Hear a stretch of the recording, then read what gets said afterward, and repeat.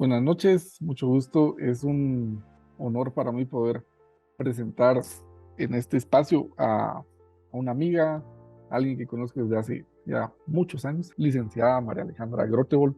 Pues bienvenida, María Alejandra. Gracias, Rudy. Pues un honor estar aquí contigo y haber compartido esta experiencia tan importante y de tanta trascendencia para nosotros como pueblo, realmente no solamente para nosotros como profesionales o como personas, sino el impacto que esto pueda tener a futuro para muchísima gente. Bueno, para ponerlos en contexto un poco, estamos hablando sobre el proyecto de Salvemos el Hospital de Cobán. Es un proyecto que con poco tiempo logró tener bastante alcance, bastante apoyo de las personas. A mí me llamaba la atención un dato que daban, que se atienden diario más o menos un promedio como de 150 emergencias. No atiende únicamente a Cobán o Alta Verapaz, sino que a muchos municipios que están alrededor. Entonces, es por eso la importancia de este tema, ¿verdad? Y este fue el encabezado de la prensa libre el 20 de julio del 2022, en donde menciona que el gobierno deja sin el nuevo hospital a Alta Verapaz. A raíz de esto, las redes sociales como que se incendiaron en ese día.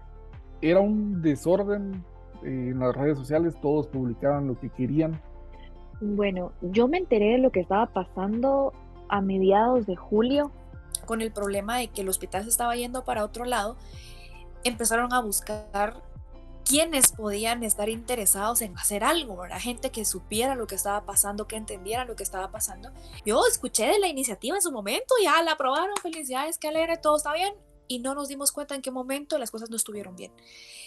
Y pues quedamos a la espera de que nos contaran qué iba a pasar. Había una propuesta de una reunión con los diputados, se dio, y a raíz de eso fue Alejandra Aguilar quien consiguió una cita con el gobernador para que le explicara a un grupo de ciudadanos de Alta Verapaz qué era lo que estaba pasando. Y ahí empezó la necesidad de hacer algo. Nos dimos cuenta que las autoridades estaban en el plano de no, pues ya, se perdió, se perdió. Y dijimos, no, no se puede perder. Y entonces se convocó primero a una rueda de prensa para explicarle a la gente, hacer de conocimiento general lo que estaba pasando. Teníamos que hacer que todo el mundo lo supiera. No nos podíamos quedar con esa información. Y entonces dije, bueno, hay que hacer una convocatoria seria porque no podemos nada más tirar mensajes al aire en el Facebook sin impacto. Y entonces inventé el loguito de Salvemos el Hospital de Cobán. Ahí nació el loguito con los colores del Cobán Imperial y, y lo pusimos en un arte para tirarlo a todo el mundo y que fuera más fácil de compartir la información, que fuera visualmente atractiva para que la gente atendiera al mensaje y lo compartiera también. Había, como tú dices, muchos conatos por todos lados, pero eran dispersos. La gente estaba empezando a despertar, pero era disperso y necesitábamos ponerlo todo debajo de un solo paraguas. Y por eso empezamos con esto. Yo creo que las redes sociales aquí jugaron como un papel muy importante, porque a qué hora le comunicas a tantas personas una información correcta. En 2017 se presentó la iniciativa. La iniciativa se conoció, se aprobó en 2020 y el contrato se firmó en mayo de 2020. El contrato de préstamo, este contrato de préstamo nos da incluso 5 años de gracia sin tener que hacer pagos después del primer desembolso que no se ha recibido.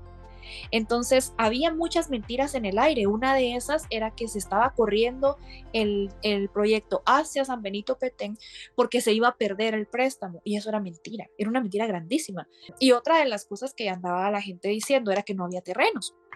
Ese fue el otro argumento que plantearon, y terrenos sí había. Hay evidencias de que se presentaron los terrenos, inclusive se ofrecieron terrenos en otros municipios. Creo que era importante que la gente supiera que las cosas que estaban escuchando no eran así, porque ya lo decía Goebbels, ¿verdad? Una mentira repetida lo suficiente número de veces se convierte en una verdad. Al final de cuentas, la gente se lo cree y lo repite como que si fuera una verdad. Era importante romper con ese patrón de falacias para que el pueblo abriera los ojos y supiera que sí, había una oportunidad de salvar el hospital, pero necesitábamos el apoyo de todos, que eso ya no lo podía hacer un grupito, ya no lo iban a salvar los 9 diputados, aunque se hubieran logrado unir. Era una cuestión en la que si no nos involucrábamos todos, todos íbamos a perder. En la conferencia de prensa, un periodista me pregunta preguntan si va a haber una recaudación de firmas y yo, sí. ¿Y a qué hora? A las 9 en el parque. Y luego me dice Freddy, ¿y en qué momento acordamos eso? Y me dijo, sí, estoy totalmente de acuerdo, pero fue bien gracioso que cuando surgió la oportunidad lo lanzamos y fue de acuerdo con lo que la gente estaba pidiendo. Estábamos todos de acuerdo en manifestar nuestra voluntad por los medios que se pudiera hacer. Y una de esos fue la recolección de firmas en físico, pero también, y ahí sí, todo el mérito es para Rudy en el apoyo sobre el tema de la recolección de firmas digitales, porque hizo que mucha gente que estaba lejos pudiera involucrarse y sentirse parte de esto. No podían ir a firmar al parque, quizás no podían poner su firma en una hoja, pero sentían que estaban participando de esto con la misma validez. Me recuerdo el sábado temprano se publicó esto y el sábado como a las 10 de la mañana le escribo, mira, ya llevamos 1200 firmas, ¿verdad? O sea, en una cuestión de 2-3 horas ya empezó a caminar eso en las redes sociales, todos compartiendo por WhatsApp, por Facebook, poniendo en sus estados y todo. Esta recolección de firmas hasta el día de hoy lleva 5.441 firmas de forma digital. Yo tenía una pregunta. ¿De qué sirve en este tipo de movimientos nuestra firma? O sea, ya sea digital o física. Bueno, hay una cosa que los guatemaltecos nos ha faltado mucho y es el darle la importancia de vida a la participación ciudadana. Entender que la política no es solo de los que llegan al poder por medio de la elección popular o por el nombramiento de alguien. El Estado está compuesto por el poder político, por la soberanía, pero por el pueblo. Sin el pueblo no es Estado. Y el orden jurídico nos dota a nosotros como ciudadanos de la potestad de pedir. Si nosotros podemos solicitar, hacer una petición, y el Estado tiene la obligación de respondernos, e inclusive eso está en el artículo 28 de la Constitución, dice que tiene 30 días para responder a nuestra petición, y todavía podemos venir y decir no estoy de acuerdo. Hay recursos legales para hacerlo, pero lo que es importante recalcar acá es el valor que tiene la voluntad de los ciudadanos. Entonces, mi firma lo que hace es decir, yo estoy de acuerdo con esto, yo estoy pidiendo esto, yo y los otros, ojalá 50,000 personas que lo hicieron igual que yo. Entonces, dicen que una golondrina no hace verano, y si bien la ley dice que un ciudadano es suficiente para hacer una petición, definitivamente no tiene el peso que puede tener el de 50,000 personas, ¿no? Entonces, sí, cuando estaba en campaña, Alejandra Yamatei me dijo que las cosas en Guatemala no pasaban porque no había voluntad política. No podemos simplemente darnos la vuelta y ser apáticos contra las cosas que deberíamos nosotros estar velando porque pasen. Sí, es trabajo de ellos, sí, que ellos tienen que hacerlo, sí, pero nosotros no podemos desligarnos de esa parte esencial del Estado que es la población. No podemos hacer que las cosas funcionen si no estamos pendientes de que las cosas pasen. Las cosas no pasan porque nos desligamos de esa responsabilidad ciudadana. Entonces, creo que esto es una señal de que las cosas funcionan cuando nos involucramos, y debería ser inspiración para no dejar de lado todas esas causas que nos afectan y que van a afectar el futuro de nuestros hijos, de nuestros herederos y de toda la gente que venga después de nosotros. No podemos dejarlo pasar de nuevo.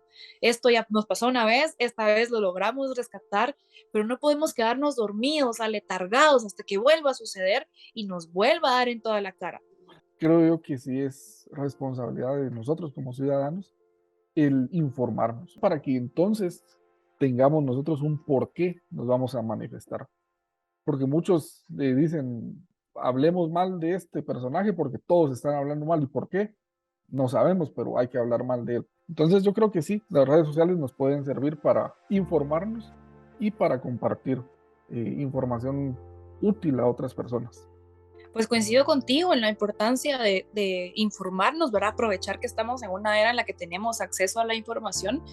Y yo quiero llamar a los jóvenes a que tomen la tarea de involucrarse con las personas que no tienen acceso a redes sociales o que no tienen el manejo de las redes sociales que tenemos nosotros, pues de los millennials para los más patojos, que crecimos ya en esto, ¿no? Ya somos, las redes son parte de nosotros, somos parte de las redes, pero hay generaciones que no, y hay generaciones que merecen estar informadas y que merecen conocer lo que nosotros conocemos. y somos nosotros ese canal de información para ellos, ¿verdad? Entonces, no nos olvidemos de las personas que no tienen acceso a lo que nosotros sí tenemos acceso. Tenemos un privilegio de estar informados, compartámoslo con los demás, con los que no lo pueden tener. Muchas gracias por tu tiempo, por compartir tus conocimientos y esperamos que no solo sea este éxito el que tengamos como sociedad, sino que a partir de esto sea como un antes y un después, ¿verdad? Porque creo yo que se marcó una diferencia. Muchas gracias, Ale. A ti muchísimas gracias por la invitación.